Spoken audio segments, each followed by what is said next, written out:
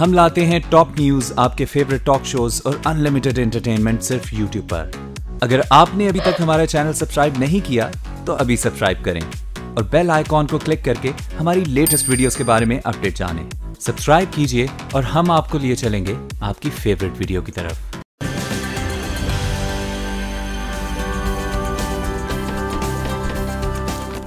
अस्सलामुअलैकुम, good morning. आज के साथ मैं हूं सबा शेख और मैं हूं हाफिज मोहम्मद अब्बास। तो जनाब, गुड मॉर्निंग। आज हमने सोचा कि हम बात करेंगे एक ऐसे टॉपिक पे जो कि कराची के ही शहरियों के लिए नहीं बल्कि पूरे पाकिस्तान में जहां जहां तरक्याती काम हो रहे हैं उनके लोगों के लिए भी बड़ा गौर तलब टॉपिक है।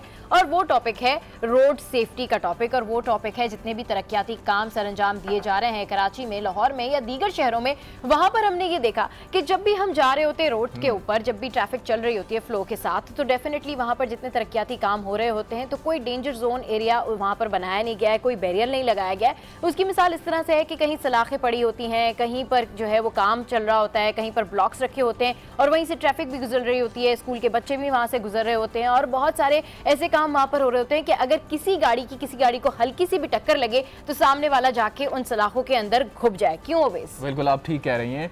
आमतौर पर देखा गया है, खासतौर पर अगर शहर कराची की बात कर ले तो तरक्याती काम तो बहुत सारी जगहों पर हो रहे हैं, लेकिन हिफाजती इक़दामात का बिल्कुल भी ख्याल नहीं रखा जाता। जैसा कि आपने कहा, स्कूल वैन्स गुजर रही होती हैं, उन्हें कॉर्डन्स नहीं किया जाता। जो इलाके तामीर हो रहे होते हैं तो वहाँ पर हादसात भी बहुत सारे रोनमा होते हैं और ट्रैफिक हादसात के अलावा ये इन चीज़ों से टकराने के बाद हादसात बहुत ज़्यादा होते हैं। इन चीज़ों से टकराने के हादसात बहुत ज़्यादा होते हैं। और दूसरी बात ये कि तरक्याती काम हमारे यहाँ कंपाइल तो होते नहीं है, 1.5 साल 2-2 साल, कई दफ़ा तो 5-5 साल सड़कें ऐसी पड़ी रहती हैं। हाँ, इलेक्शन मुहिम के लिए होते हैं डेफिनेटली। तो कम से कम अगर आप कंपाइल नहीं कर सकते हैं तो इस बात का तो ख्याल रखें कि वहाँ से छोटे बच्चे भी गुजरते हैं, बुजुर्ग भी गुजरते हैं, हैवी ट्रैफिक भी वहाँ पर होती है और साथ साथ वहाँ पर वो तमाम कार्स और स्कूल वैन्स और बसेस भी जा रही होती हैं जिनको नुकसान हो सकता है इन तमाम चीज़ों से। क्योंकि अगर आपने तरक्याती काम करने ही हैं, अगर आपने फ्लाईओवर्स बनाने ही हैं तो एटलीस्ट आप उनके साइड्स के ऊपर 2-2 इंच के बैरियर लगा दीजिए ताकि लोगों को पता चल सके कि यहाँ पर जो है डेंजर जोन है, यहाँ पर नहीं जाना है। और इसी वजह से कई हादसात भी होते हैं। कई लोग आप देखते हैं कि कराची में स्पेशली बाइक्स एक्सीडेंट जो है वो बहुत ज़्यादा होते हैं। पहले गाड़ियों से होते थे और अब इन तरक्याती कामों की वजह से भी होते हैं। तो जनाब, इसका बहुत ख्याल रखिए। अब बढ़ते हैं हमारी टॉप स्टोरीज की जानिब। तो जनाब, टॉप स्टोरीज तो आपने जानी है, अब जान लेते हैं कि हमारे मुख्तलिफ शहरों में क्या सूरत हाल है, जिसमें सबसे पहले बढ़ेंगे हम लाहौर की जानिब, जहां पर हमारी नुमाइंदा आज ने उसकी नुमाइंदा स्मार्ट सी नुमाइंदा हुमा भट्ट मौजूद है। उनसे जानते हैं कि आज शहर में कौन कौन सी सरगर्मियां होने जा रही हैं। Huma Bhatt, good morning. आज गुड मॉर्निंग। आज और सबा, मैं आपको फिर कहूंगी एक बार फिर कि मेरे से ज्यादा स्मार्ट आप हो, मैं इतनी स्मार्ट बिल्कुल नहीं हूँ। चले, आप बहुत खूबसूरत भी हो।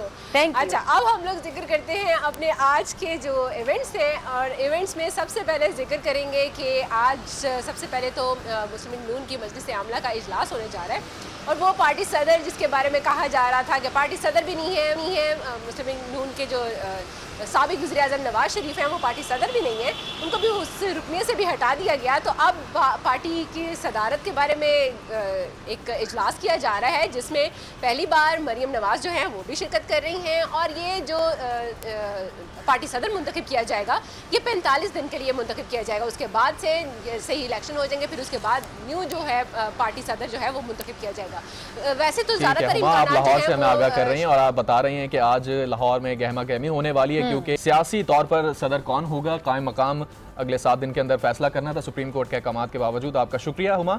और अब चलते हैं इस्लामाबाद दारुल हुकूमत, जहां पर यासिर नजर हमारे साथ मौजूद है। उनसे जानते हैं कि आज दारुल हुकूमत में क्या होने जा रहा है। यासिर जी बिल्कुल, सियासी एक्टिविटीज़ तो हैं, लेकिन आप बात कर रहे थे स्मार्टनेस की, तो स्मार्ट लोग हम तो नहीं है, आप भी ज़्यादा स्मार्ट टीवी पे बैठ के दिखाई देते हैं। दूसरी तरफ यहाँ का जो माहौल है, सिर्फ खवातीन ही स्मार्ट दिखाई देती है क्योंकि आपने देखा होगा कि हुमा भी खातून है, सबा भी खातून है, तो ये आपस में एक दूसरे से स्मार्टनेस की तारीफ होनी चाहिए। यासिर, हम मर्दों की कोई बात नहीं करता है। जी बिल्कुल, जी बिल्कुल, वैसे जिस तरह आप कह रहे हैं आप भी स्मार्ट हैं, सारे स्मार्ट लोग हमें। थैंक यू जी, आप भी यासिर बहुत मुझे खूबसूरत लग रहे हैं। ये क्या चल रहा है भाई, सुबह सुबह स्मार्ट। अच्छा जी, चले अपडेट कीजिए यासिर। शुक्रिया कि आपने सबको स्मार्ट जी जी जी बिल्कुल। इस्लामाबाद में आज सियासी एक्टिविटीज़ हैं जिसमें आज इलेक्शन कमीशन में केसेस हैं, ख़ासतौर पे जो डिप्टी मेयर जो मेयर कराची हैं उस हवाले से भी केस है, और ख़ास तौर पे कन्वीनियर के जो MQM के हैं उस हवाले से भी आज केस की बाकायदा तौर पे समाअत होनी है। इसके अलावा जो दीगर केसेस हैं वो भी सुप्रीम कोर्ट में हैं, जिसमें काफ़ी ज़्यादा जो केसेस हैं आज उनकी समाअत है। साथ साथ आज शहर इक़्तिदार का मौसम जो है वो सुबह से इंतहाई खुशगवार है और धूप निकली हुई है, क्योंकि अब मौसम जो है बाहर की तरफ जा रहा है। हल्के हल्के जो पत्ते हैं वो भी निकले हुए हैं और सरसब्ज माहौल यहाँ है, आहिस्ता आहिस्ता बाहर की तरफ जा रहा है। तो गर्मी भी हल्की हल्की हो रही है, तो सुबह में जो सर्दी होती थी अब वो भी कम हो गई है। तो इस तरह मजमूई तौर शहर इक़्तिदार में सियासी एक्टिविटीज भी हैं और दूसरी तरफ जो शहर इक़्तिदार का मौसम है वो भी गर्मी की तरफ लौट रहा है। जी ठीक है, यासिर नजर अपडेट कर रहे थे। अब बढ़ेंगे हम पेशावर, जहां पर मौजूद हैं आशिक उसके नुमाइंदे आमिर जमील, और उनसे जानते हैं कि आज पेशावर शहर में क्या सरगर्मियां होने जा रही हैं। आमिर जमील, बड़ी रौनक लगी हुई है, आपके पीछे हम मनाजिर देख सकते हैं। जी बिल्कुल सबा, इस वक्त मैं पेशावर प्रेस क्लब के बाहर मौजूद हूँ, जहाँ पर सेंट्रल कुरम से ताल्लुक़ रखने वाले मुख्तलिफ़ इलाकों से जो ताल्लुक़ रखने वाले लोग हैं वो यहाँ पर मौजूद हैं। और गुज़िश्ता 3 रोज़ से वो पेशावर प्रेस क्लब के बाहर उन्होंने धरना जारी रखा हुआ है और उनके मुतालबात हैं कुछ, और सिर्फ 3 दिन की बात नहीं है। और इनका कहना ये है कि गुज़िश्ता कई सालों से हुकूमत से वो मुतालबात करते चले आ रहे हैं, लेकिन उनके मुतालबात सुनने नहीं जा रहे, सिर्फ वादे कर दिए जाते हैं। सबसे जो अहम इनका मुतालबा है वो ये है कि 2008 से 13 के दौरान जो ऑपरेशन हुए हैं तो सेंट्रल कोरम और फाटा के मुख्तलिफ इलाकों में जो घर तबाह हो गए हैं उनके मुआवजे उनको ताहाल नहीं मिले। कुछ लोगों ने अपनी मदद आपके तहत जो घर बनाए हैं, तो जो वहाँ पर जो लोग जायज़ा लेते हैं तो उसमें उन घरों को भी शामिल नहीं किया जाता। दूसरी तरफ जब IDPs हिजरत कर रहे थे वापस अपने घरों की जानिब, तो उस वक्त भी इनसे आपने ये तमाम तफसीलात तो बताएं, ये बताइएगा कि आपके पीछे जो लोग खड़े हैं क्या उनसे अगर बात हो सकती है तो ज़रूर बात करवाइएगा। बिल्कुल, ये तमाम लोग ऐसे हैं जो कि चाहते हैं कि उनकी बात जो है वो मीडिया के ज़रिए अवाम तक पहुँचे। यहाँ पर ये जो शख्स मौजूद है इससे हमने पहले भी बात की है। क्या कहेंगे आप अपने मुतालबात के हवाले से बताएं, काफ़ी मसाइल हैं आप लोगों के, उस हवाले से बताएं। इस वक्त आप लाइव जा रहे हैं। बिस्मिल्लाहिर्रहमानिर्रहीम। इंशाल्लाह हम ये धरना ख़त्म नहीं करेंगे जिस वक्त तक जब हमारा मुतालबात को पूरा किया ना जाए और हम आगे। एक मिनट, क्या कहेंगे आपके मुतालबात क्या हैं वो सबसे पहले हमें बता दें। जी हमारे मुतलबा बहुत ज़्यादा, लेकिन 6 मुतलबात ये ऐसे हैं कि पहला मुतलबा जो है हमारे घर जो जला दी गए खालिद शरगर में उसका मुआवजा भी नहीं दिया गया है, 25,000 जो पैकेज था वो भी नहीं दिया गया।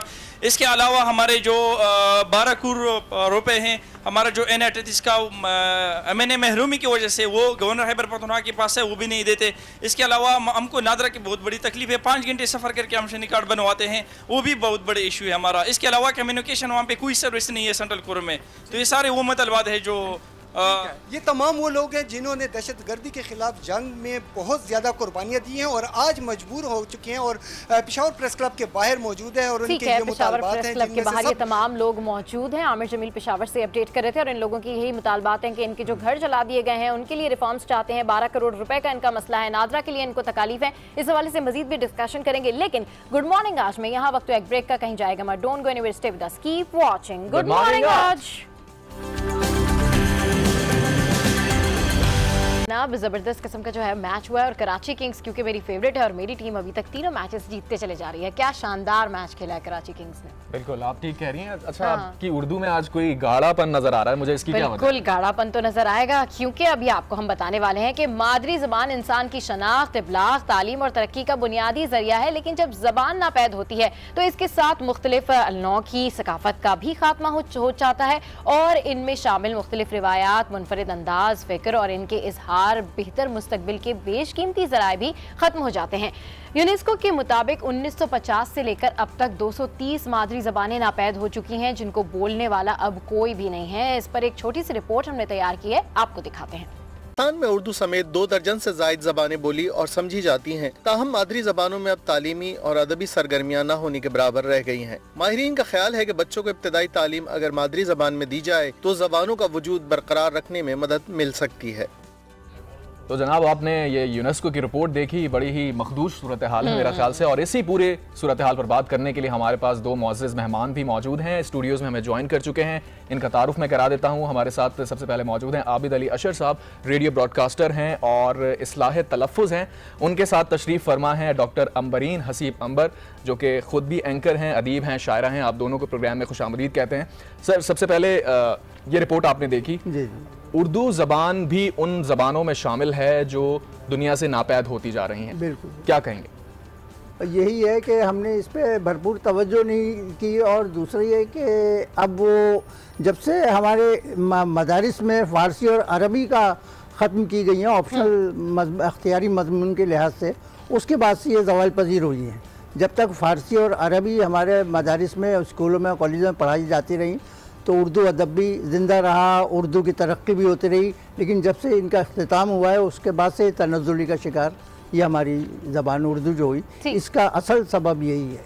असल सबब यही है। अच्छा अमरी, जहाँ पर सर बात कर रहे हैं कि जी फ़ारसी को ख़त्म कर दिया गया इसलिए ज़बूहाली का शिकार हुई उर्दू ज़बान, वहीं यहाँ तो उर्दू ज़बान के बोलने वाले अब इतने कम होते जा रहे हैं। लोग कहते हैं जी उर्दू क्या करना बोल के, आप इंग्लिश बोलें तो ज़्यादा बेहतर बात है। नहीं, देखें असल में बात यह है कि हम लोग ग्लोबलाइजेशन की बात करते हैं, आलमगीरियत की, और आलमगीरियत का सबसे बड़ा उसूल है यकसानियत, यानी जितना ज़्यादा लोग आप जैसे होंगे उतने ही आपकी चीज़ें बिक सकेंगी। तो ये उनकी तिजारत और जहनीत, जो सियासी जहनीत है उनकी, उसके लिए ज़रूरी है कि तमाम ज़बानें, मज़ाहिब, तहज़ीब, सकाफ़त ये सब ख़त्म हो जाए और कोई एक आ जाए, तो उससे फिर उनकी मार्केट बड़ी होती है। अच्छा, ज़बानें जो हैं वो कभी भी एक दूसरे की दुश्मन नहीं होती हैं, वो सब बड़ी मोहब्बत और मासूम ख़मीर से उठी होती हैं। लेकिन इस ग्लोबलाइजेशन में इन्होंने अंग्रेज़ियत को, अंग्रेज़ी को नहीं, अंग्रेज़ियत को कातिल ज़बान बना दिया। सही। अब हमारे मुल्क में भी ये है कि हम अंग्रेज़ी को बोलना काबिल फ़ख्र समझते हैं, यानी गलत अंग्रेज़ी बोल लेंगे, सही उर्दू नहीं बोलेंगे। बिल्कुल, इसलिए कि हमारे नज़दीक वो स्टेटस सिंबल है कि हम गलत उर्दू बोल रहे हैं। अच्छा, हम जानबूझ के गलत बोलते हैं। आप कुरान शरीफ पढ़ते हैं, आप खे को खे कैसे बोल सकते हैं? नहीं बोल सकते। आप काफ को काफ कैसे कह सकते हैं? लेकिन हमारे यहाँ जानबूझ के ये चीज़ की जाती है कि जी गलत उर्दू बोली जाए ताकि लगे कि हम तो इंग्लिश मीडियम में पढ़े हुए लोग हैं, उर्दू तो पढ़ी नहीं पढ़े हुए लोग हैं। बिल्कुल सही कह रही हैं। तो अब उसमें ये हुआ है कि जो माहिरीन हैं उनकी रिसर्च ये है कि आइंदा बरसों में 3000 ज़बानें ख़त्म होंगी। और आप ये सोचिए कि उर्दू ज़बान इस वक्त तीसरी बड़ी ज़बान है, चीनी और अंग्रेज़ी के बाद बोली जाने वाली तीसरी सबसे बड़ी ज़बान उर्दू है, और मादरी ज़बानों में 20वां नंबर है उर्दू का। तो जब इस ज़बान को ख़तरा हो सकता है तो हमारी दीगर ज़बानों का क्या होगा? इस पर सोचना चाहिए, इस पर ख्याल करना चाहिए, हम लोगों को काम करना चाहिए। क्योंकि देखें अब ज़माना है कसीरुल लिसानी मुआशरों का, यानी आप कई ज़बानें एक साथ बोल सकते हैं। और ज़बान ख़त्म करने के लिए 3 नस्लें चाहिए होती हैं। पहली नस्ल वो जिसको ये एहसास दिलाया जाता है कि ज़बान बेकार है, आप तालीमी इदारों में वो ज़बान नहीं बोल सकते, आपको ये बताया जाता है कि इससे आपको मुलाजमत नहीं मिलेगी, कोई ख़ास आपके मर्तबे पे फ़र्क नहीं पड़ेगा। ये हमारे मुल्क में हो चुका। दूसरी नस्ल जो है उसको कहा जाता है सेमी लैंग्वेज। ये वो होते हैं जो ज़बान बोल भी सकते हैं, समझ भी सकते हैं, लेकिन उस पर मुकम्मल तौर पे उबूर नहीं होता। ये हमारी नस्ल है। और तीसरी नस्ल उस ज़बान को फरामोश कर देती है। यानी अब आइंदा आने वाली जो नस्ल है खुदा खास्ता वो उर्दू को फरामोश कर देगी। लेकिन यहाँ पे मैं थोड़ा सा आपसे ये पूछना चाहूँगा, उर्दू को लश्करी ज़बान कहा जाता है। उर्दू वक्त के साथ साथ उसका इर्तकाई मरहला चलता रहा है और आज तक मुख्तलिफ ज़बानों को वो अपने आप अंदर जम करती गई है। तो आपको लगता है कि यही तसलसल अगर बरकरार रहेगा तो उर्दू क्या खत्म हो जाएगी? के भी अल्फाज हैं, देखिए हमारे यहाँ तो अंग्रेजी के अल्फाज भी शामिल हो चुके हैं। हम कहते हैं पेन, कॉपी, ये सब हमारी उर्दू ज़बान में शामिल हो चुके हैं। तो उर्दू के अंदर तो बहुत ज़्यादा जाज़बियत है और वो तमाम चीज़ों को जज्ब कर लेती है। लेकिन यहाँ मसला ये हो गया है कि हमारे यहाँ अब फंक्शनल उर्दू बोली जा रही है। जो तख्लीकी और जमालियाती उर्दू थी वो तो ख़त्म होती जा रही है। हम सब ज़रूरत के तहत उर्दू बोलते हैं, और वो भी बिल्कुल जिसको किसी ज़माने में कहा जाता था सड़क छाप उर्दू, वो हमारे यहाँ कि जी उर्दू मोहल्ला नहीं, उर्दू मोहल्ला चलेगी, उर्दू मोहल्ला चलेगी। तो अब ये जो मोहल्ले वाली उर्दू है ना, ये उर्दू को बहुत नुकसान पहुंचा रही है। अच्छा, ये जो मोहल्ले वाली उर्दू का आपने जिक्र किया ना, इसमें बहुत सारे इंग्लिश के वर्ड्स भी बीच में आते हैं। जो लोग इंग्लिश के वर्ड्स को तो इंग्लिश के वर्ड्स समझकर ही प्रोनाउंस करते हैं, लेकिन जब उर्दू की प्रोनाउंसिएशन की बारी आती है ना तो कहीं वो अलग निकल जाता है। है हमारी उर्दू वीक है, हमारी उर्दू बड़ी कमज़ोर है। तो इस बारे में क्या कहेंगी कि जब आपके यहाँ एक चीज़ गलतुल आम है, ठीक है, अब उसके अंदर बहुत सारे लफ्ज़ मिक्स हो गए, अब आपने कोई वर्ड बोलना है उर्दू के साथ ही वो इंग्लिश का वर्ड बीच में आ रहा है, तो वो इंग्लिश के वर्ड को बड़ा फोकस करेंगे आप कि वो सारी उर्दू की जो इंपॉर्टेंस है वो ख़त्म हो जाएगी और उसे एक इंग्लिश के वर्ड की इंपॉर्टेंस जो है वो प्रोमिनेंट हो जाती है। अब तो हमारे यहाँ इंग्लिश का वर्ड नहीं, उर्दू का एक लफ्ज़ बीच में आता है, बाकी सारी इंग्लिश होती है। हाँ। सर मैं कॉपी ले आऊँ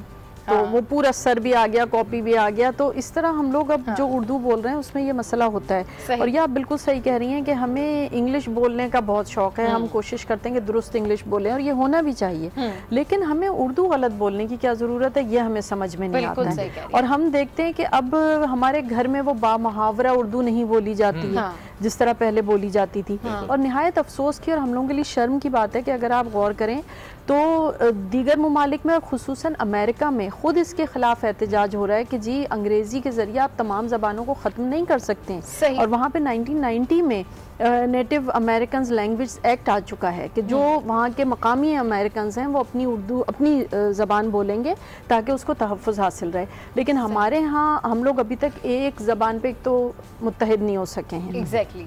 जबकि कायदे आज़म ने यह फरमा दिया था कि उर्दू ज़बान ही हमारी कौमी ज़बान क्यों होगी, इसलिए कि ये मुस्लिम सकाफ़त और उसकी तहज़ीब और दानिशवरी का मखज़न है। तो यानी जो हमारा पड़ोसी मुल्क है वो तो उर्दू इसलिए नाफिज नहीं करता कि वो कहता है ये मुसलमानों की ज़बान है, और हम जो मुसलमान मुल्क में रहते हैं, इस्लामी मुल्क में रहते हैं, वहाँ हम इस ज़बान को तरक्की नहीं दे रहे, इस ज़बान को राइज नहीं कर रहे, अपनी अगली नस्ल तक पहुँचाने की कोशिश नहीं कर रहे हैं। अगली जनरेशन तक इस ज़बान को हम पहुँचाने की कोशिश ही नहीं कर रहे हैं। बहुत ज़बरदस्त बात कर रही हैं कि उर्दू ज़बान हमारी मादरी ज़बान है, हमारी सकाफ़त है, हमारा रिच कल्चर है, और इसके बीच में हम जो भी चीज़ें मिक्स करते हैं डेफिनेटली उससे इसकी अहमियत कम हो जाती है। तो मादरी ज़बान पर हर शख्स के लिए नहायत अहम होती है, यही ज़रिया है अपने जज्बात के इजहार का, और यही अक़वाम की शनाख्त भी होती है। दुनिया भर में हज़ारों ज़ुबानें बतौर मादरी ज़बान बोली जाती हैं, इस तरह पाकिस्तान भी कई ज़बानें बोली जाती हैं, इलाकाई ज़बानें भी होती हैं, लेकिन अब वो कुछ मान सी पड़ती जा रही हैं। इस हवाले से भी आपको एक रिपोर्ट दिखाएंगे, लेकिन उससे पहले यहाँ शामिल करेंगे एक ब्रेक। कहीं जाएगा मत, don't go anywhere, stay with us, keep watching good morning आज।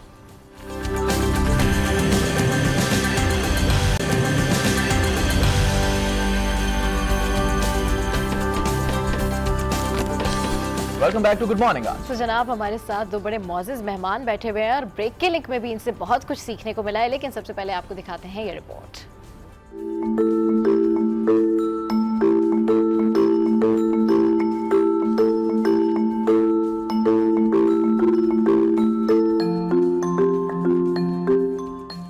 मेरी जुबान मेरी पहचान, लेकिन शायद ये पहचान पड़ गई है मान। زبان مادری من هزارگی است. زبانی وحید. ما مادری زبان خوار شیر. می بار شناهی. جواب زبان بوشش کی دوا. ये मादरी जबान अति फसकत पू बस्ती.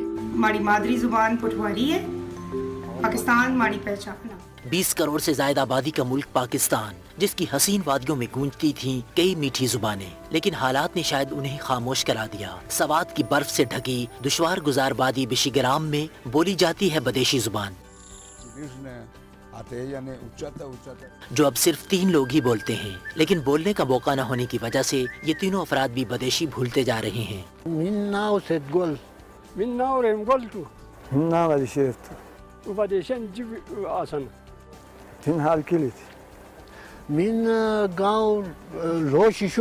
यही नहीं, तुरगर के पहाड़ी इलाकों में तो बोली जाती है एक ऐसी बेनाम जुबान जिसे गांव के लोग बचाने में जुटे हैं। ये बात काबिल फिक्र है कि मर्दमशुमारी में जिक्र न होने की वजह से मुल्क में बोली जाने वाली 74 में से दर्जनों जुबानें मादूम होती जा रही हैं। मुनासिब हिकमत अमली अख्तियार की जाए तो इन छोटी और मीठी जुबानों को बचाया जा सकता है।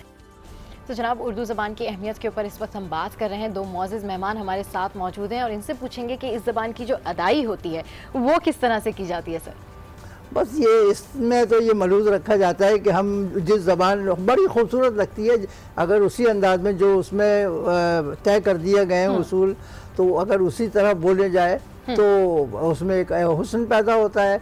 और इसके लिए है कि उसके गहराई में जाने के लिए ये है कि लफ्ज़ अगर हमें कोई मिल गया तो उस पर हम गौर करें ये बना कहाँ से होगा, किस तरह आया होगा, फिर हमें उसका फ़ाइल फ़ेल मफ़ूल का भी इल्म होना चाहिए।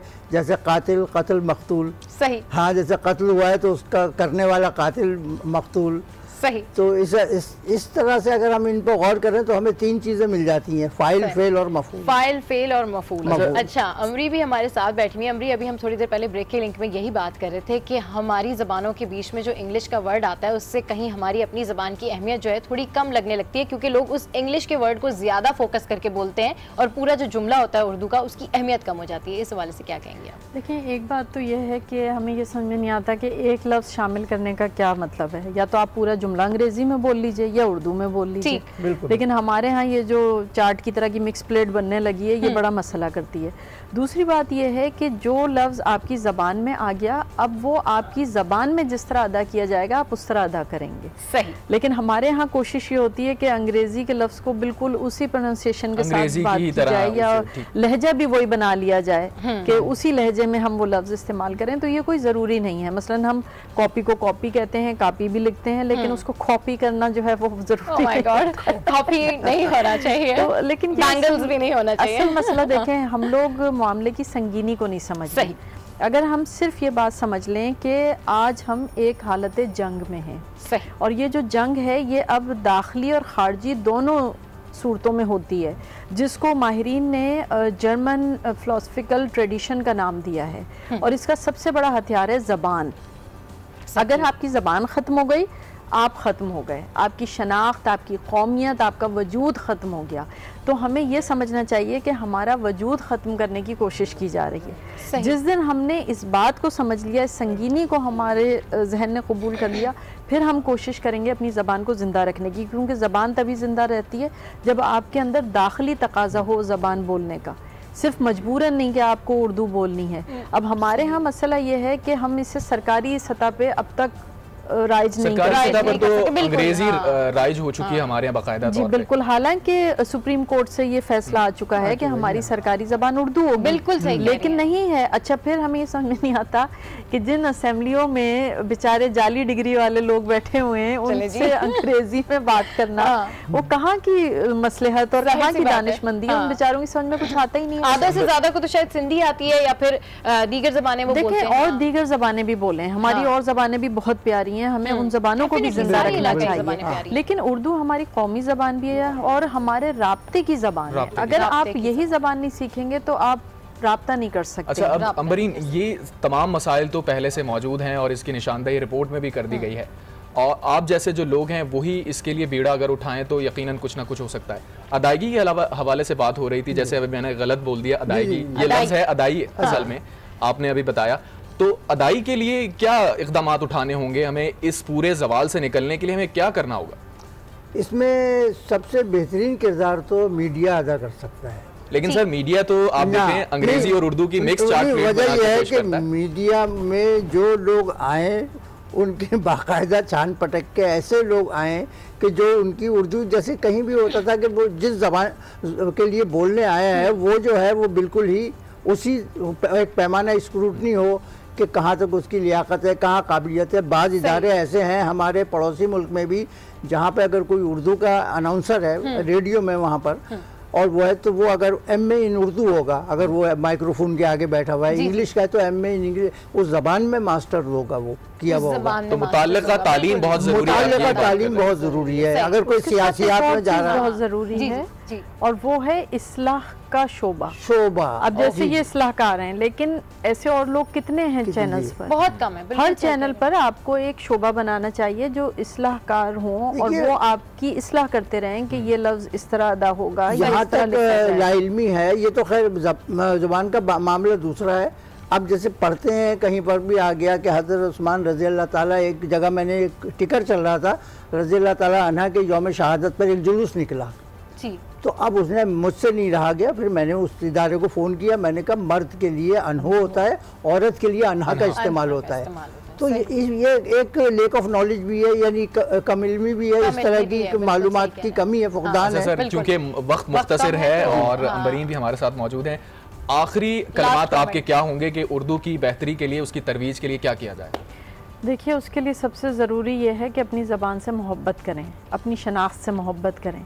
अगर आपको अपनी शनाख्त से मोहब्बत होगी तो इस ज़बान से भी मोहब्बत, फ़ख्र करें, और आप इस चीज़ को महसूस करेंगे कि इस ज़बान में आपका पूरा अदब का बड़ा ज़ख़ीरा मौजूद है। अगर आपको उर्दू नहीं आएगी, आप कल मीर, गालिब, इकबाल कैसे पढ़ सकते हैं? बिल्कुल। तो ये चीज़ें, और ज़बान से इश्क के लिए ये चीज़ भी बहुत ज़रूरी है कि आप अदब से मोहब्बत करें। और उसके लिए भी ज़रूरी है कि मुताला किया जाए। और घर में आप अच्छी उर्दू बोलें। अगर घर में आपके अच्छी उर्दू बोली जा रही है, अब हमारे यहाँ अक्सर माएँ कह रही होती हैं चलो हैंड वॉश करो।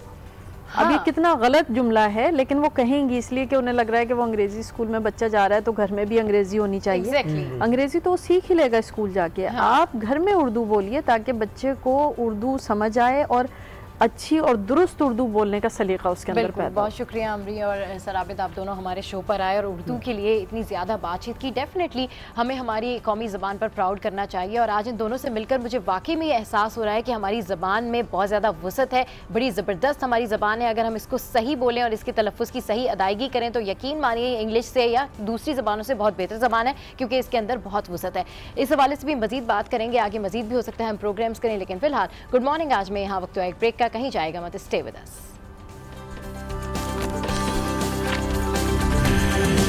जरा वक्त दीजिएगा, मेरी बात मुकम्मल। मेरी बहन ने जो बात की, देखें सबसे पहले हमें ये सोचना चाहिए कि इससे पहले जो कराची के अंदर सूरत हाल थी, अमन व अमान की जो सूरत हाल थी, जब 1992 में हकीकी बनी तो किस तरह से जो है एक दूसरे के साथ जो है किलिंग तक हुई, लोग मारे गए, कारकुनान एक दूसरे के मारे गए। तो आप उस वक्त को देखें और आज अगर कोई ग्रुप बकौल आप लोगों के, जिसको मैं ये नहीं समझता, जिसको मैं तंजीमी बहरान समझता हूँ, क्योंकि बकौल हमारे नहीं, मुझे थोड़ा सा देखिए, एमक्यूएम के जो वोटर्स हैं ना, वो कहीं नहीं हैं, वो एमक्यूएम के साथ हैं, वो पतंग के फंडे के साथ हैं। इतने इन्वॉल्व हैं वोटर्स के उन्हें ये तकलीफ है, और कुछ चीज़ें मीडिया पे आ गई हैं जो मेरी बहन ने कहा। और चूंकि एक 22 अगस्त के बाद एक नई सिचुएशन डेवलप हुई है मुत्तहिदा कौमी मूवमेंट में, तो वो सारी चीज़ें ने मिलकर एक बहरान पैदा किया जिस पर इंशाल्लाह बहुत जल्द काबू पा लिया जाएगा। सही। लेकिन एमक्यूएम का जो वोटर्स है वो एमक्यूएम का है, वो एज इतना इन्वॉल्व है, वो अपने महसूस कर रहा है, वो महसूस कर रहा है कि एग्री करती हूँ कि आपका वोटर आपका ही है, एमक्यूएम का वोटर एमक्यूएम का, लेकिन सर वोटर आपका कंफ्यूज है क्योंकि बहाजाबाद में उन्होंने नई पतंग डिजाइन कर ली है। बिल्कुल देखें, अब तक भी नहीं रहे ना, आप देखें कि लीडरशिप्स की आंखों से आंसू निकल रहे हैं। मैं मुकम्मल जो कह रहा था, देखिए 1992 में जो सूरत हाल हुई, जब इस तरह के ग्रुप बने तो किलिंग तक हुई और नफरत ने जन्म लिया। लेकिन आज सूरत हाल उससे मुख्तलिफ है। तो पॉजिटिव लें कि अगर कोई इख्तलाफ है भी तो कम से कम वो सूरत हाल नहीं है। एमक्यूएम ने अपने आप को चेंज किया है, मुत्तहिदा कौमी मूवमेंट ने तब्दील किया है और गुफ्त शनीद के जरिए वो मसले को हल करने की। आप सर तब्दीली की बात कर रहे हैं, लेकिन उसकी एक वजह ये कि अब लॉ इन्फोर्समेंट एजेंसीज ने काम इतना ज़्यादा किया है। और फिर एक खबर ये भी आई थी कि डीजी रेंजर साहब से बात करने की कोशिश की गई, तो उन्होंने ये पैगाम भिजवाया कि आप अपने बाहमी मामलात को पुरअमन तरीके से हल करें, किसी भी सूरत बदनज़मी फैली या अमन अमान का नक्स हुआ तो फिर एक्शन लिया जाएगा। देखें, जो पाकिस्तान की जो एजेंसियां हैं जिन्होंने वर्क किया, कराची के अंदर जिन्होंने वर्क किया, बहुत अच्छा काम किया, ये उसी का नतीजा है। लेकिन एमक्यूएम ने भी अपने आप को तब्दील किया, ये भी आप माने। और जिस तरीके से गुफ्त शनीद के जरिए मसला हल, देखें कामरान तसूरी साहब से इख्तलाफ है, आप देखें 2 दिन पहले बिल्कुल गए और उनसे बातचीत, तो ये सारी चीजें आप इसको पॉजिटिव लें। ठीक है, मतलब आप ये कह रहे हैं कि आपके तंजीम के अंदरूनी मामलात हैं। आपकी इतला के लिए एक और चीज़ अर्ज कर दूं कि खालिद मकबूल सिद्दीकी अभी इलेक्शन कमीशन गए और वहाँ पर उन्होंने जब मीडिया से गुफ्तगू की है तो उन्होंने यही कहा है नफीस साहब कि ये भाई भाइयों का मामला है और भाइयों भाइयों में तो झगड़ा हो जाता है। लेकिन क्या वाकई आपको नफीस साहब ऐसा लगता है कि भाई भाइयों में झगड़ा इस हद तक हो जाता है कि मामला 2 धड़ों में तकसीम हो जाए, एक ऑफिस बहादराबाद में, एक PIB? देखें, जब भाई भाई में ज़्यादा झगड़ा हो जाए ना, तो माँ बाप दूसरे भाई को अलग कर देते हैं। वो कहते हैं तुम अपने घर जाके, तो यही ना हो जाए, भाई भाई रहता है लेकिन घर अलग हो जाते हैं। सही। ये हो रहा है एमक्यूएम में। देखिए, बहुत कोशिश की है। अभी हम देखे थे, जो कामरान तसूरी साहब की बात कर रहे हैं, 3 रुकनी वफ़द जो गया था, वहां पर भी हमने ये देखा कि फैसल सजवारी ने जो बात की वो अलग आके सॉरी ने अलग बात की। फिर उन्होंने कहा कि का फार्मूला, जो मैंने पहला सवाल थ्रो किया था कि वो फार्मूला है क्या, जो खुद फैसल सजवारी कह रहे हैं कि हमें नहीं मालूम, फारूक भाई को मालूम है। फारूक सत्तार साहब ने कहा कि मैंने जो फार्मूला दिया है अगर उस पर अमल कर दिया जाए तो मसला हल हो जाएगा।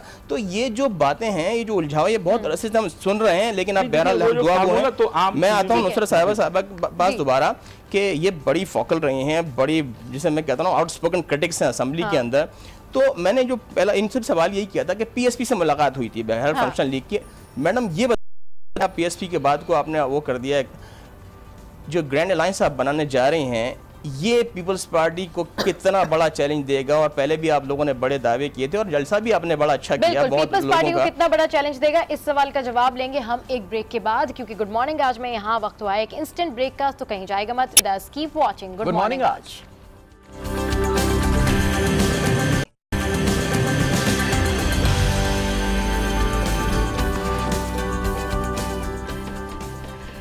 Welcome back to good morning आज। तो वक्फे पर हो रही थी मुत्तहिदा कौमी मूवमेंट पाकिस्तान और दीगर इशूज़ के हवाले से, और नफीस भाई आप वक्फे पे सवाल कर रहे थे कि ग्रैंड डेमोक्रेटिक अलायंस जो बनने जा रहा है उसका क्या होने जा रहा है? जी हाँ, मैंने यही सवाल किया है कि वो ग्रैंड डेमोक्रेटिक अलायंस कितना बड़ा चैलेंज दे रही है पीपल्स पार्टी को, क्योंकि बड़े बड़े जलसे तो हो रहे हैं, ये हम देख रहे हैं, तो उसी हवाले से मैं मैडम से जवाब चाहता हूं। नफीस साहब, ग्रैंड डेमोक्रेटिक अलायंस बनने नहीं जा रहा है, बन चुका है, और उसमें जो ज्वाइनिंग है वो हो रही है कंटिन्यूसली। अभी कुछ अर्सा पहले आगा तैमूर पठान है शिकारपुर के, पीपल्स पुराने जियाले जिसको कह सकते हैं, उन्होंने ज्वाइन किया, और उसके बाद उनके साथ दूसरी शख्सियात ने अभी रिसेंटली कुछ दिन पहले ज्वाइन किया। तो ग्रैंड डेमोक्रेटिक अलायंस बहुत बड़ा एक ड्रामा बन गया है उनके लिए, ख़ासतौर पे पीपल्स पार्टी के लिए। उनको रातों को अब नींद नहीं आती। माशाल्लाह ये इत्तेहाद बहुत मजबूत है और आगे एक तेज़ी से चल रहा है। बेसिक जो हमारा एजेंडा है, जो हमने एक उठाया है नारा, वो ये है कि करप्शन के ख़िलाफ़ पाकिस्तान और सिंध में हम लोगों ने ये अलायंस बनाया हुआ है। उसके तहत हम पीपल्स पार्टी को, जो कि अब पीपल्स पार्टी तो है नहीं, मुझे कहने देते भी वो होता है, ये है Zardari league, totally Zardari league, बिल्कुल बिल्कुल। आपको वहाँ इस वक्त भी अगर आप देखें ना, तो इस वक्त जो भी लोग आसपास हैं वो सारे जरदारी के रखे हुए लोग हैं। और जिनका रवैया मजबूत हो गई है पीपल्स पार्टी। नहीं, पीपल्स पार्टी तो नहीं, जरदारी लीग कही मजबूत कैसे हुई? जितने भी इनके जियाले पुराने सीनियर्स थे उनकी हालत तो देखें आप, कहाँ है वो इस वक्त? कहीं आपको इक्तदार में या बड़ी चीजों पे नहीं, ओहदों पे नहीं नजर आएंगे। ऐसे ऐसे लोग हैं जो बदतमीज हैं, जो ज्यादा इमोशनल होकर जवाब देने में और उसमें, ऐसे लोगों को इन्होंने आगे बढ़ा, जिनको आता जाता कुछ नहीं है, लेकिन इनको बड़ी बड़ी वजारतों में उनको रखा हुआ है। और काम क्या है? पैसा बनाओ, हमारे पास भी पहुंचाओ, खुद भी खाओ, और जो हालात आपने जीडीए के हवाले से बताया, अब चूंकि हुकूमत का वक्त खत्म होने वाला है, दौरे हुकूमत पूरा होने वाला है, पीपल्स पार्टी की परफॉर्मेंस इन 5 सालों की भी आवाम, गुज़िश्ता 5 सालों की भी आवाम के सामने है। अब इंतखाबात आने वाले हैं, इस हवाले से आप क्या देखती हैं कि इनकी परफॉर्मेंस कैसी रही?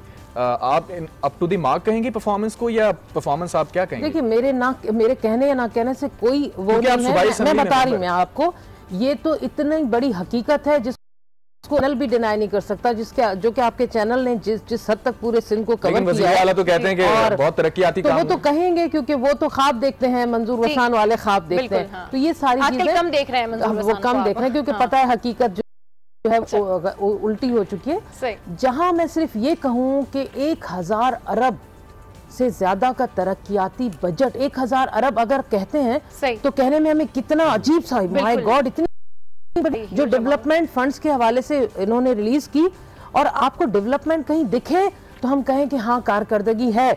कराची से लेकर कश्मीर तक आप सड़कें देख लें, आप पानी का इशू देख लें, आप हेल्थ देख लें, आप जो हमारे किसान हैं उनके इशूज देख लें, तबाह बर्बाद कर दिया। मुझे तो सबसे ज्यादा जो दुख और तकलीफ है इस वक्त, वो हमारे आबादगारों का मसाइल है। उन्होंने आबादगारों की रीढ़ की हड्डी को तोड़ फोड़ के खत्म कर दिया।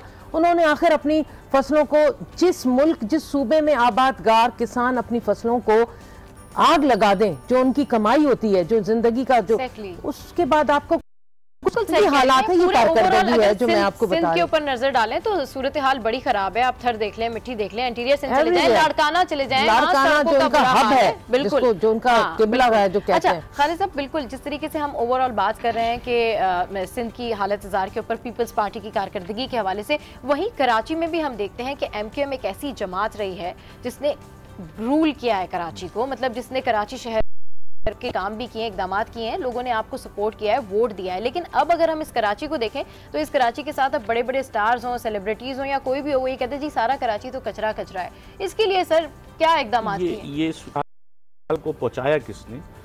मैं कंटिन्यू करूँगा सिस्टर की बात कि सिंध गवर्नमेंट ने 10 साल से हुकूमत में है और सर सिंध गवर्नमेंट कहती है कराची को तो आप लोग ओन करते हैं, आपके अपने इलाके साफ नहीं करवाते आप लोग। इलाके साफ वो सिंध गवर्नमेंट के पास है, लॉस के मुताबिक ये जो कचरा उठाना अब बल्दियाती नुमाइंदों का काम नहीं है। बिल्कुल इख्तियारात के लिए नहीं, सिंध सॉलिड वेस्ट मैनेजमेंट बनाया उन्होंने, तो ये अब सिंध ये बहुत बड़ी बात है कि अभी बल्दियाती नुमाइंदे इस काम में लगे हुए हैं। इवन ये मैं MP होके भी मैं इलाके की सफाई करवा रहा होता हूँ, तो ये तो मदद करते हैं, लेकिन वसाइल जब आप नहीं, जब आप अभी सॉलिड वेस्ट मैनेजमेंट की जो सिस्टम है वो पूरी तरह आप लेकर नहीं आए, 6-6 महीने हो गए आपने डिस्ट्रिक्ट से साइन करा लिए और उसमें आप वसाइल नहीं दे रहे, आप कुंडियाँ नहीं रख रहे, वहाँ पे आपने लोगों को जो है हायर नहीं किया है, तो ये सूरत हाल जो कराची। सर आपका मौका पर तो करप्शन के इल्जाम लग रहे हैं, कहा जा रहा है कि 1990s के आउटस्टैंडिंग न्यूज़ दे रहे हैं। नफीस साहब देखिए ये दो अलग चीजें हैं जो सवाल नहीं सर, मैं बिल्कुल उसी से रिलेटेड वो सवाल ये है कि काम ही नहीं है ना बल्दियाती नुमाइंदों का। नहीं सर, आपने आपका काम नहीं है, ठीक है, आपके पास इख्तियारात नहीं है, फंड्स नहीं है, लेकिन सर आपकी सेहत है, आप निशानदेही तो कर सकते हैं। इस इलाके में ये इशू है, चैनल में ही करते हैं, असेंबलियों में आवाज उठाते हैं, बिल की मुखालफतें की हैं। अब ये सिंध गवर्नमेंट से सवाल किया जाए कि वो कराची के अंदर जो कचरे इस तरह से मौजूद हैं जगह जगह, जो आज आपने देखा कि जो कोर्ट है उसने एक्शन लिया मजबूर होकर, मैं समझता हूँ ये सिंध गवर्नमेंट की मदद करने को आई है कोर्ट कि अब लोगों को जो है मना किया गया कि आप करें। तो मैं ये सही कह रहा हूं, असेंबलीज में आप लोग आवाज उठाते हैं और असेंबली एक ऐसी जगह है जहां पर आवाज उठाई जाए तो डेफिनेटली उनकी आवाजें सुनी जाती हैं, क्योंकि ये जितने भी लोग, ये दोनों लोग यहाँ बैठे हैं हमारे नुमाइंदे हैं, हमारी आवाजों को पहुंचाने वाले लोग हैं। तो इसी वाले से आपको बताएं कि सिंध असेंबली में PP हुकूमत को टफ टाइम देने वाली नुसरत सहर अब्बासी, जो हर छोटे से छोटे मसले पर आवाम के लिए आवाज उठाती हैं, और जब नुसरत साहिबा बोलना शुरू करती हैं तो शैला हैं वो बड़ी ज़बरदस्त नोक झोंक भी होती है उनके साथ, और असेंबली में नुसरत साहिबा की तरह जोशीले अंदाज में खिताब करती हैं और किस तरह आवाम के लिए आवाज़ उठाती हैं। आइए आपको उनके कुछ क्लिप्स दिखाते हैं। खुदा का वास्ता है हुकूमत से, यहाँ पर बाप भी बैठे हुए हैं, यहाँ माएँ बैठी हुई हैं, बहनें बैठी हुई हैं, अपने दिल पर हाथ तो रखो और एक लम्हे को सोचो के साथ अगर ये वाकया हो जाए। करप्शन की बड़ी दास्तान, आओ कराची वालों सुनो, कराची रहने वालों, कराची के बागात, जमीन की लूट, 12 अरब की 25,000 गज जमीन 6 की गई। अल्लाह अकबर। मुझे एक शख्स का नाम बता दे जिसने किसी की इज्जत लूटी हो और उसको सरेआम फांसी दी गई हो। चीफ जस्टिस साहब आपसे रिक्वेस्ट करती हूँ, चीफ ऑफ आर्मी साहब आपसे रिक्वेस्ट करती हूँ, अगर हम कानून बनाने वाले बेबस हो जाएं, अदालतों में बेबसी हो गई, किसको कहें। तो अवामी मसाइल को लेकर नुसरत साहिबा की हमेशा से धुआंधार तकारीर होती हैं। नुसरत साहिबा, ये क्या बात होती है कि जब भी आप बात करती हैं और अवामी मसाइल को उजागर करने की कोशिश करती हैं असेंबली फ्लोर के ऊपर, तो माइक बंद हो जाता है? हाँ जी बिल्कुल, अक्सर ये तो शुक्र है कि मेरा बिजनेस इतना है कि फिर मुझे उनको मजबूरन मुझे बोलने के लिए कहना पड़ता है, वरना अगर मेरा बिजनेस ना होना, यकीन माने, तो फिर मुझे कभी टाइम ना दें ये लोग, कभी बोलने ना दें। लेकिन अल्लाह का शुक्र है, और आप ये इसलिए है कि पीछे एक तो दुआएं और दूसरी एक आपकी नीयत है। आपको अल्लाह ताला ने मौका दिया है एक ऐसी जगह जिसको पर जहाँ बैठते हुए जब हमने हलफ लिया था तो आंखों में आंसू आ गए थे। वो दिन कभी नहीं भूलेंगे कि अल्लाह पाक ने ये दिन दिखाया कि हम यहाँ बैठकर अपनी पूरी आवाम के इश्यूज रेस कर सकेंगे, उनकी बात कर सकेंगे। तो वो उस पर बैठकर भी अगर हम जैसे ज़्यादातर मेंबर्स बैठकर सिगरेट पीकर, पानी पीकर, चाय पीकर और चले जाते हैं और अपने हलकों के वोट का इस तरह वो नहीं कर पाते, तो ये चीज़ बहुत ज़रूरी है। इसलिए जब देखते हैं पीछे मुड़कर इतने इश्यूज हैं, इतने मसाइल हैं, इतना दुख है, इतनी तकलीफ है, यकीन माने मैं आपको क्या बताऊं कि सेशन जाती हूँ, असेंबली जाती हूँ, तो इतनी डाक मेरे इंतज़ार में पड़ी हुई होती है जो लाकर मुझे स्टाफ लाकर देता है। लोग चाहे जो बोलता है, जो हमारे इश्यूज की बात करता है, सिर्फ हम उसी से कहें वो ये चीज़ है। खवातीन भी बहुत बोली हैं और असेंबली में बहुत आपने बातें की हैं। मैं एक सवाल करता हूँ, अगर मैं आपसे ये पूछूं कि मिसोजिनिस्ट की तादाद कितनी है असेंबली के अंदर, तो क्या जवाब होगा आपका? देखिए जी, बिल्कुल आप सही कह रहे हैं। जब हम कहते हैं कि औरत के साथ नारवा सलूक जो है वो मुख्तलिफ जगहों पर हो रहा होता है, तो जब हम असेंबली की बात कर रहे होते हैं तो लोग हैरत होके देखते हैं कि क्या असेंबली में भी ऐसा होता है। असेंबली में जहां हम लेजिस्लेशन करके उन खवातीन के हुकूक की कानून साजी करें, उनकी बात करें, वहीं पर क्या ऐसे हजरात भी मौजूद हैं जो इस तरह के अब्यूज लैंग्वेज यूज करके आपको अब्यूज करें, हैरास करें। यकीन माने दूसरा टेन्योर हमेशा होता रहा, लेकिन बात यह कि कोई आवाज नहीं उठाई, हर औरत चुप करके बैठ गई कि और ज्यादा और उसको उछाला जाएगा और ऐसा ना हो कि कल आंखों मेरी सियासी जो है उसको सही कह रहे हैं आपके खवातीन के हवाले से सिंध असेंबली में भी इस तरह की गुफ्तगू होती है। और यकीन माने कि हम भी जब आप लोगों को देख रहे होते हैं, आपका सेशन हम लोग भी कवर कर रहे होते हैं या देख रहे होते हैं, तो बड़ा अफसोस होता है कि ये वो नुमाइंदे जो हमारी आवाम की नुमाइंदगी करने के लिए बैठे हैं और ये वहीं पर जो है इस तरह से मिसबिहेव कर रहे हैं। सिंध सेक्रेटरीट के हवाले से बात करेंगे। मैडम, ये कहा जा रहा था कि जी नैब बड़ा मुतारिक है और अचानक से खबर आई कि सिंध सेक्रेटरीट में आग लग गई, कुछ कागज उड़, मतलब ये लापरवाही या कि इसको किस तरह देख रहे हैं आप? ये पहली बार नहीं हुआ है। अगर ये पहली बार हो तो हम शायद कहें ये कई बार हुआ है और कई सरकारी इमारात में इस तरह अचानक आग लग जाती है कि क्या हो गया ये। और अब तो कई वीडियोस आ गई हैं। अब आपकी कैमरे की आंख जो है वो बहुत ज्यादा, पहले तो थी लेकिन अब कुछ ज्यादा ही तेज हो गई है। बहुत सारी चीजें ऐसी सामने आ जाती हैं कि फिर जो गलत है फिर वो इधर उधर भागने की कोशिश करता है। तो इस आग के पीछे भी बहुत बड़ी कहानी है जो बहुत जल्दी सामने आ जाएगी। मैंने एडजमेंट मोशन जमा करा दिया है। अच्छा। देखें क्या जवाब आता है उस पे। तो ये आगे इस तरह लगती हैं कि पहले तकलीफ दे रहा था इनको, आपको पता है कि उसके अगेंस्ट में एक कानून पास करने जा रहे थे। अब पता है आपको कि कुछ अरसे के बाद नैब यहाँ भी और तेज होने वाला है। कुछ तो हमारे साथ पीपल्स पार्टी की मेंबर सूबाई असेंबली मौजूद थी। खैर उनसे जब हमने यही सवाल किया तो वो कहती हैं कि जो भी बात हो कानून के मुताबिक होना चाहिए और इसकी तहकीकात ज़रूर होनी चाहिए। एटलीस्ट उनकी जानिब से ये बात तो कही जा रही है। बिल्कुल होनी चाहिए। अगर नहीं होगी तो फिर आप देखिएगा कितना बड़ा बहरान हो जाएगा और लोग बाहर निकलेंगे।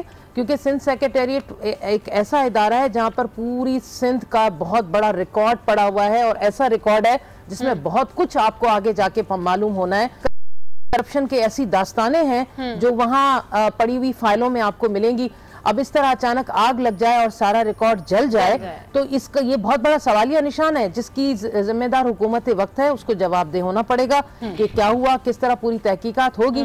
इसीलिए असेंबली में ये चीज डाली गई है ताकि वो जवाब आए। की जानिब से ये भी कहा गया कि जी संडे का दिन है तो मंडे से देखते हैं क्या तहकीकात करनी है। खैर खालिद साहब साहब हमारे साथ बैठे हुए हैं। सर, सिंध सेक्रेटेरिएट में आग लग गई, इसके ऊपर आपका क्या रद्द-ए-अमल है? किस तरीके से जो है इसकी तहकीकात करनी चाहिए? क्योंकि मैडम के मुताबिक ये आग कोई पहली दफा नहीं लगी, ऐसा होता रहता है। ये तो सिर्फ ये नहीं कि दफातर में अगर किसी जमीन को खाली करवाना है तो पहले उस पर बैठाया जाता है, झुग्गियां बनाई जाती हैं और उसके बाद फिर जब उनको हटाने का वक्त आता है तो उसमें आग लगा दी जाती है, फिर जाने भी जाया होती है। अच्छा।